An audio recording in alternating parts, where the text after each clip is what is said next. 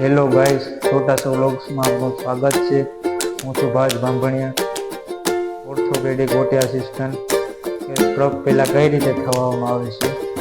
પહેલાં તો આપણે ઓટીનું લેડ એપ્રન પહેરવાનું છે।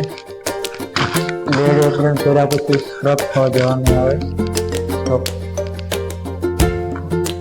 કારણ કે લેડ એપ્રન પહેરવું ફરજિયાત છે। ઓટીમાં આપણે શ્યામ મશીન ચલાવવા માટે રેડિયેશન ના લાગે એના માટે પેલું ખાસ કરીને લેડ એપ્રન પહેરવું ફરજિયાત છે। લેડ એપ્રન કર્યા પછી આપણે સ્ક્રબ થવું ફરજિયાત છે। એકદમ સરળ રીતે હેન્ડ વોશ કરવા પડે છે। આપણે ઓટી સ્ટાફને સ્ક્રબ થવા માટે પહેલા ખાસ ધ્યાન રાખવું જોઈએ।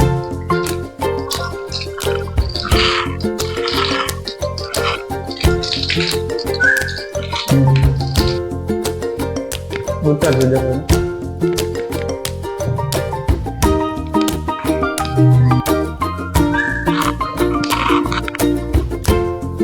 સ્ક્રબ થઈ ગયા પછી ઓટીનું ગાઉન પહેરવું ફરજિયાત છે।